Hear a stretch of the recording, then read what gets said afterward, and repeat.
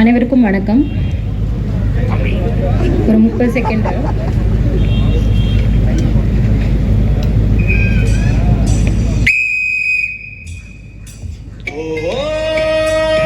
நம்ம ஊரே செமஜோரே, சுத்தி பாரு சுத்தம் பாரு, இது நம்ம சென்னை தாயா.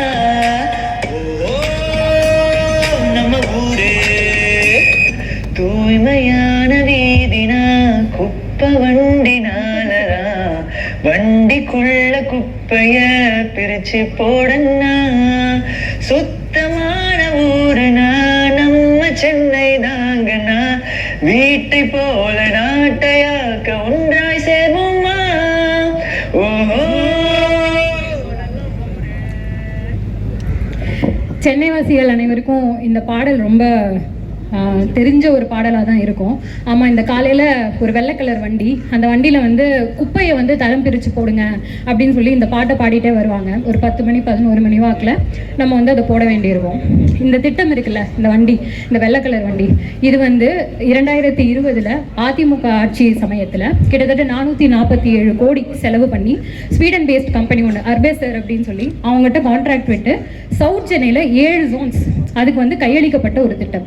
இந்த திட்டத்தில் இந்த வண்டி, இந்த வெள்ளை வண்டி வருது இல்லை, அந்த வண்டி மட்டும் கிடையாது, மெக்கானிக்கல் ஸ்வீப்பர்ஸ் அப்படின்னா இயந்திரம் கொண்டு தரையை கூட்டக்கூடிய வண்டிகள், அதுக்கப்புறம் வந்து நம்மளோட க்ரஷர் வண்டி, அதாவது நீங்கள் பார்த்துருப்பீங்க, குப்பை போட்டோன்னா குப்பையை உடனே அது க்ரஷ் பண்ணி அது வந்து ஒரு அதை ஒரு இந்த ஸ்டேட்டுக்கு, லிக்விட் ஸ்டேட்டுக்கு வந்து அது மாடிஃபை பண்ணிடும்.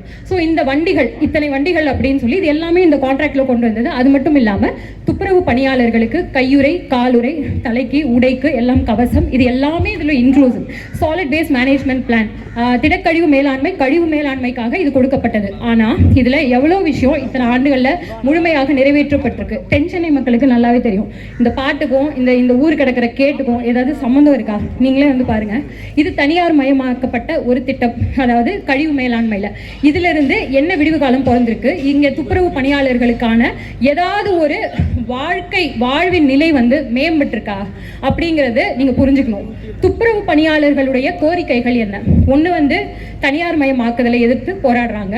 அவங்களுக்கு பணி நிரந்தரம், பணி ஓய்வூதியம், அது இல்லாமல் PF, இந்த மாதிரி தங்களுடைய தேவைகள், இங்கிலீஷில் ஷியர் பேசிக்ஸ் அப்படின்னு சொல்லுவோம், அதாவது சொற்ப அடிப்படைகள்.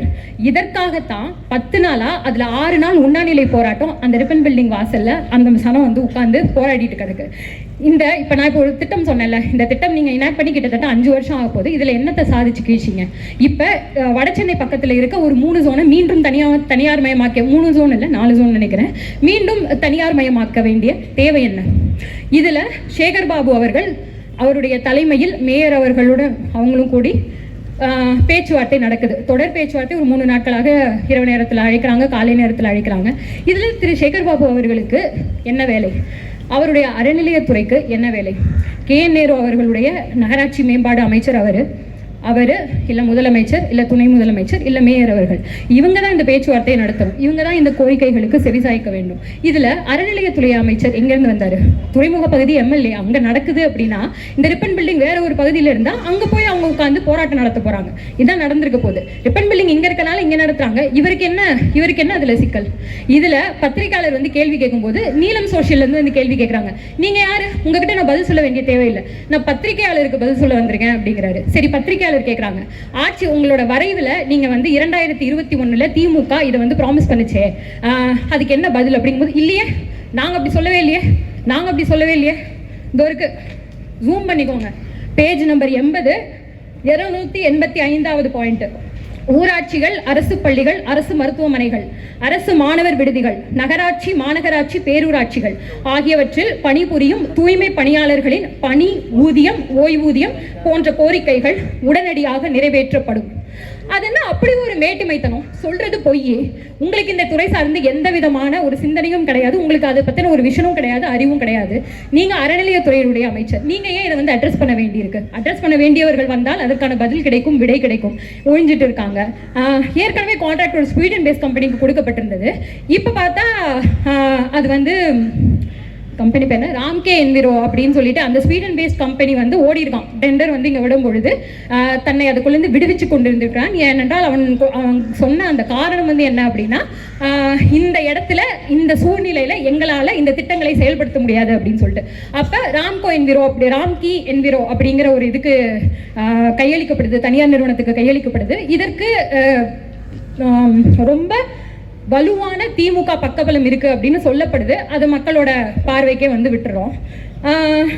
இதில் என்ன அப்படின்னா, எனக்கு பொதுமக்களுக்கு தான் ஒரு கேள்வி இருக்கு. ஒரு 10 நாளா ரிப்பன் பில்டிங் வாசல்ல, அதாவது நீங்க போடுற குப்பை, உங்க வீட்டில் இருக்கவங்க போடுற குப்பை, அதுக்கப்புறம் செடி கொடி மிருகம், அதுக்கப்புறம் நீங்க இந்த வெளியே வந்து சாப்பிடும் போதெல்லாம் வந்து அது பேர் என்ன, தீனி சாப்பிட்டுட்டு அந்த நெகிழி இதை வந்து இப்படி கசக்கி தூக்கி போடுவீங்களே, போத்துல குச்சி இப்படி கசக்கி போடுவீங்களே, அதுவே ஒரு முட்டுச்சந்தா இருந்தால் அங்கே போயிட்டு அது மேலே சிறுநீரும் கழிச்சு வச்சிருவீங்க. அப்புறம் அந்த வாழைப்பழ தோல், அதுக்கப்புறம் எதோ நீங்க சாப்பிட்ற பொருளெல்லாம் போட்டு அது மக்கி போய் புழு வச்சு என்னென்னவோ நடந்து இருக்கிற அந்த இதை கையுறைகள் கூட இல்லாம அள்ளி அள்ளி போட்டு, கொரோனா காலத்துல இவங்கெல்லாம் முன்கள பணியாளர்கள், நாங்களாம் வெளியே போக முடியாதப்ப கூட இவங்க வந்து எங்கள் ஊரை வந்து சுத்தமாக வச்சுருக்காங்க, இவங்களுக்கு நாங்கள் ஆரத்தி எடுக்கிறோம் அதை எடுக்கிறோம். அவங்க ஆரத்திலாம் கேட்கலங்க, ஷியர் பேசிக்ஸ், சொற்ப அடிப்படைகள், வாழ்வதற்கான உரிமை தான் அவங்க கேட்குறாங்க. இந்த மக்கள் 10 நாளாக ஒரு பில்டிங் வாசலில் நின்றுட்டு கிரேட்டர் சென்னை கார்பரேஷனுடைய ஹெட் குவார்ட்டர்ஸ் வாசலில் போராடிட்டு கிடக்குறாங்களே, இந்த மக்கள் என்ன பண்ணுறீங்க? சென்னை மக்கள் என்ன பண்றீங்க? தமிழ்நாட்டு மக்கள் என்ன பண்றீங்க? இது ஒரு மாநில அளவிலான போராட்டம். இது நம்ம எல்லாருக்கும் உரிய ஒரு சிக்கல். நீங்க அடுக்குமாடி கட்டடங்கள்ல இருந்து உங்கள் ஜன்னலை விட்டு நீங்க வெளியே பார்க்க தேவையில்லை அப்படின்னா அப்படியே அமைதியா உட்காந்துருவீங்களா? ரொம்ப ஆச்சரியமாகவும் ரொம்ப ஷாக்கிங்காகவும் இருக்கு. எதற்காக இந்த மாதிரியான ஆட்சியாளர்களை நீங்க வந்து இது பண்றீங்க? இத்தனை சுயநலம் கூடாது, இத்தனை சுயநலம், இத்தனை தன்னலம் கூடாது. மக்கள் கொஞ்சமாவது விழிப்புணர்வு அடையணும். இந்த கோரிக்கைகள் இது போன்ற, அதாவது நெசவாளர்கள் போராடுறாங்க, கண்டுக்க மாட்டேங்கிறீங்க.